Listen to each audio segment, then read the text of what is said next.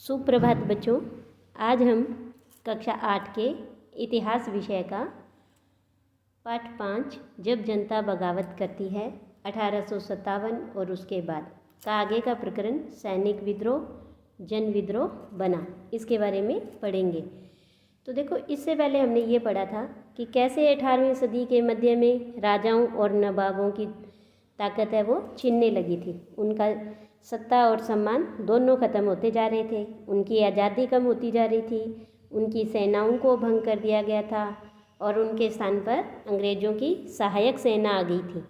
एक एक करके इन शासकों के सारे इलाके छिन गए थे और ये सब हुआ था कि 1757 में जब प्लासी का युद्ध और 1764 में बक्सर का युद्ध अंग्रेज़ जीत गए थे, उसके बाद से ही हुआ।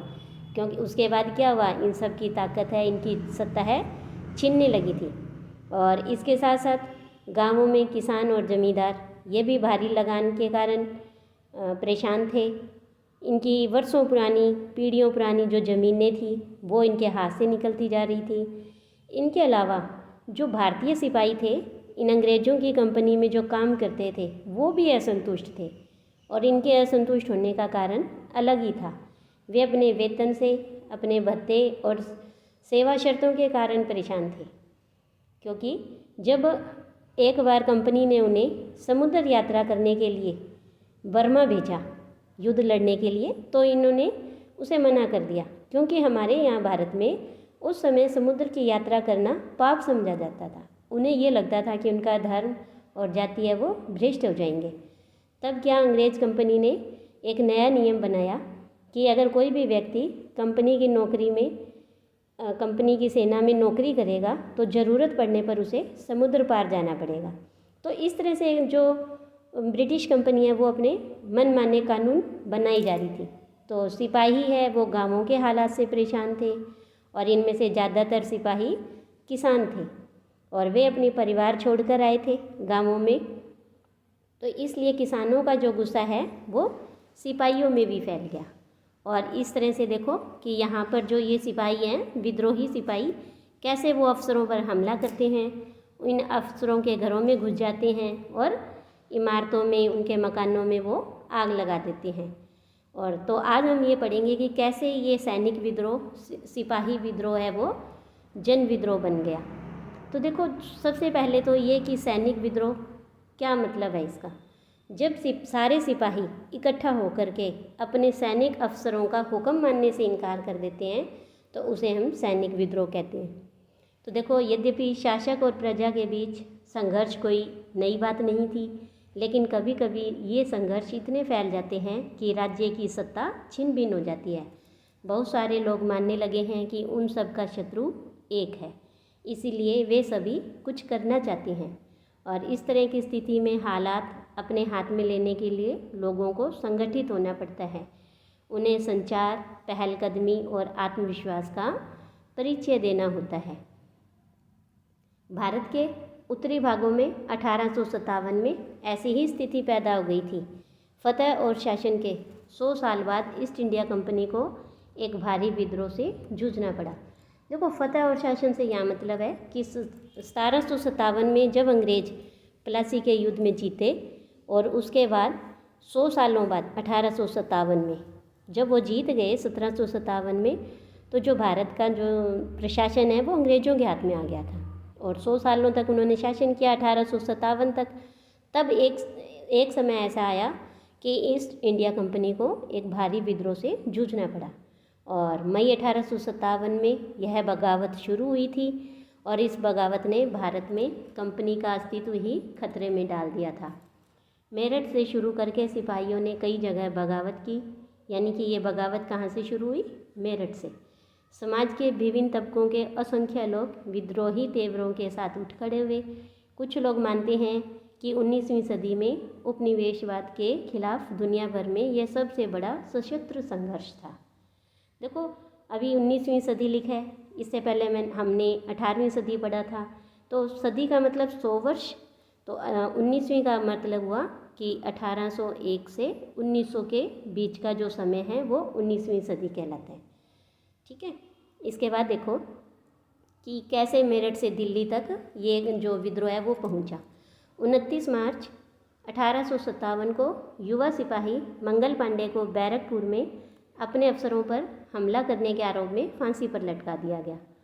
चंद दिन बाद मेरठ में तैनात कुछ सिपाहियों ने नए कारतूसों के साथ फौजी अभ्यास करने से इनकार कर दिया, क्योंकि उनको ये लगता था कि इन कारतूसों पर गाय और सूअर की चर्बी का लेप चढ़ाया गया था। 85 सिपाहियों को नौकरी से निकाल दिया गया। उन्हें अपने अफसरों का हुक्म न मानने के आरोप में 10-10 साल की सज़ा दे दी गई और यह 9 मई 1857 की बात है।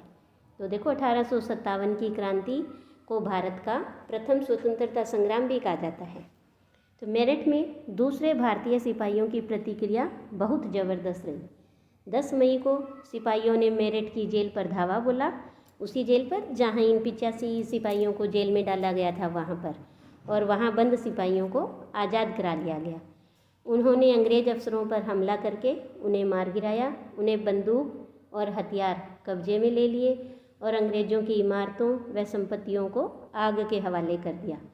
उन्होंने फिरंगियों के खिलाफ युद्ध का ऐलान दिया। देखो फिरंगी यहाँ इसका अर्थ होता है विदेशी, यानी यही अंग्रेज, लेकिन फिरंगी से ऐसे ही लगता है कि वो अत्याचारी थे, है ना। एक अपमान का शब्द होता है कि इससे ये लगता है कि हाँ ये अत्याचारी थे, इसीलिए इनके अपमान रूप में इनका ये शब्द फिरंगी का उपयोग किया गया है। तो सिपाही पूरे देश में अंग्रेज़ों के शासन को ख़त्म करने पर आमादा थे, लेकिन सवाल यह था कि अंग्रेज़ों के जाने के बाद इस देश का शासन कौन चलाएगा। तो सिपाहियों ने इसका जवाब भी ढूंढ लिया था। वे मुग़ल सम्राट बहादुर शाह जफ़र को ही देश का शासन सौंपना चाहते थे। देखो यहाँ पर एक ये डाक टिकट दी गई है और ये मंगल पांडे की स्मृति में ही जारी की गई है, जिन्होंने 29 मार्च 1857 को बैरकपुर में अपने अफसरों पर हमला किया था, है ना। तो उन्हीं मंगल पांडे की स्मृति में हमारे डाक विभाग द्वारा एक टिकट जारी की गई है। इसके बाद आगे देखिए कि मेरठ के कुछ सिपाहियों की एक टोली 10 मई की रात को घोड़ों पर सवार होकर मुंह अंधेरे ही दिल्ली पहुंच गई। जैसे ही उनके आने की खबर फैली, दिल्ली में तैनात टुकड़ियों ने भी बगावत कर दी। यहाँ भी अंग्रेज अफसर मारे गए।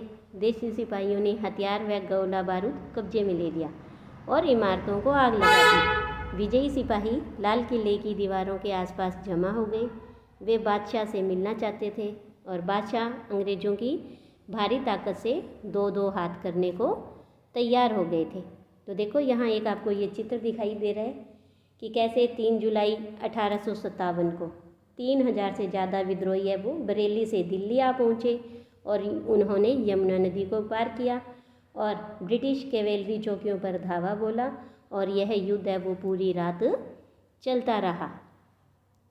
तो इसके बाद देखो जो बादशाह थे वो अंग्रेज़ों की भारी ताकत से 2-2 हाथ करने को तैयार नहीं थे, लेकिन सिपाही भी अड़े रहे। आखिरकार वे जबरन महल में घुस गए और उन्होंने बहादुर शाह जफ़र को अपना नेता घोषित किया और बूढ़े बहादुर शाह जफ़र को सिपाहियों की यह मांग माननी पड़ी। उन्होंने देश भर के मुखिया और शासकों को चिट्ठी लिखकर अंग्रेज़ों से लड़ने के लिए भारतीय राज्यों का एक संघ बनाने का आह्वान किया। बहादुर शाह के इस एक कदम से ही इसके गहरे परिणाम सामने आए कि अंग्रेज़ों से पहले देश के एक बहुत बड़े हिस्से पर मुग़ल साम्राज्य का शासन था। ज़्यादातर छोटे शासक और रजवाड़े मुग़ल बादशाह के नाम पर ही अपने इलाकों का शासन चलाते थे। तो ब्रिटिश शासन के विस्तार से भयभीत ऐसे बहुत सारे शासकों को लगता था कि अगर मुग़ल बादशाह दोबारा शासन स्थापित कर ले तो वे मुग़ल आधिपत्य में दोबारा अपने इलाकों का शासन बेफिक्र होकर चलाने लगेंगे। तो अंग्रेज़ों को इन घटनाओं की उम्मीद नहीं थी। उन्हें ये लगता था कि कारतूसों के मुद्दे पर जो उथल पुथल पैदा हुई है वो कुछ समय में शांत हो जाएगी, लेकिन जब बहादुर शाह जफ़र ने इस बगावत को अपना समर्थन दिया तो स्थिति रातों रात बदल गई। अक्सर ऐसा ही होता है, जब लोगों को कोई रास्ता दिखाई देने लगता है तो उनका उत्साह और साहस बढ़ जाता है और उन्हें आगे बढ़ने की हिम्मत, उम्मीद और आत्मविश्वास मिलता है। अब देखो कि बगावत कैसे फैली, है ना। बगावत तो थी, अब वो पूरे भारत में, उत्तरी भारत में फैलने लगी। कैसे फैली? जब दिल्ली से अंग्रेज़ों के पैर उखड़ गए तो लगभग एक हफ्ते तक कहीं कोई भी विद्रोह नहीं हुआ। जाहिर है खबर फैलने में भी कुछ समय तो लगना ही था, लेकिन फिर भी विद्रोहों का सिलसिला है वो शुरू हो गया था। दिल्ली एक के बाद एक हर रेजिमेंट में सिपाहियों ने विद्रोह कर दिया था।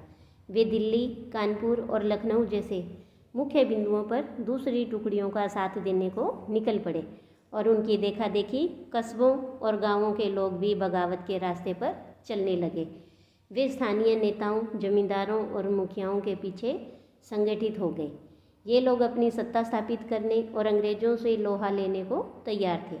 स्वर्गीय पेशवा बाजीराव के दत्तक पुत्र नाना साहेब कानपुर के पास ही रहते थे। उन्होंने सेना इकट्ठी की और ब्रिटिश सैनिकों को शहर से खदेड़ दिया। उन्होंने खुद को पेशवा घोषित किया और उन्होंने ऐलान किया कि बहादुर शाह जफर के तहत गवर्नर हैं। लखनऊ की गद्दी से उन्हें हटा दिया गया और नवाब वाजिद अली शाह के बेटे बिरजिस कद्र को नया नवाब घोषित किया गया। तो देखो यहाँ पर भी आपको एक चित्र दिखाई दे रहा है और इसमें था जैसे जैसे विद्रोह फैला छावनियों में अंग्रेज अफसरों को अब मारा जाने लगा, क्योंकि अब देखो इनके साथ साथ क्या है कि स्थानीय नेताओं का है ना, सिपाहियों का, किसानों का, ये सभी हैं इस विद्रोह में सम्मिलित हो गए थे। तो इस तरह से ये विद्रोह है वो पूरे भारत में फैलने लगा। बिरजिस कद्र ने भी बहादुर शाह जफर को अपना बादशाह मान लिया था।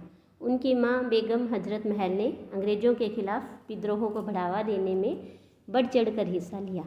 झांसी में रानी लक्ष्मीबाई भी विद्रोही सिपाहियों के साथ जा मिली। उन्होंने नाना साहेब के सेनापति तांत्या टोपे के साथ मिलकर अंग्रेज़ों को भारी चुनौती दी।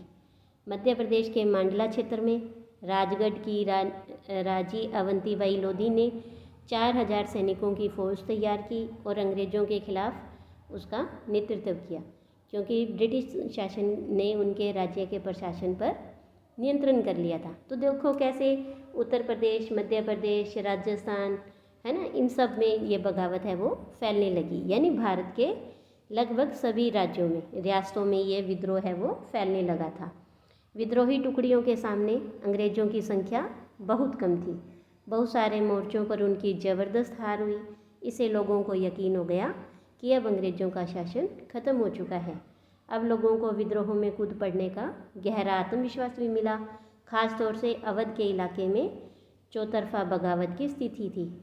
6 अगस्त 1857 को लेफ्टिनेंट कर्नल टाइटलर ने अपने कमांडर इन चीफ को टेलीग्राम भेजा, जिसमें उसने अंग्रेज़ों के भय को व्यक्त किया था कि अंग्रेज़ कैसे डरे हुए थे। तो उसने एक टेलीग्राम भेजा, उसमें ये लिखा कि हमारे लोग विरोधियों की संख्या और लगातार लड़ाई से थक गए हैं।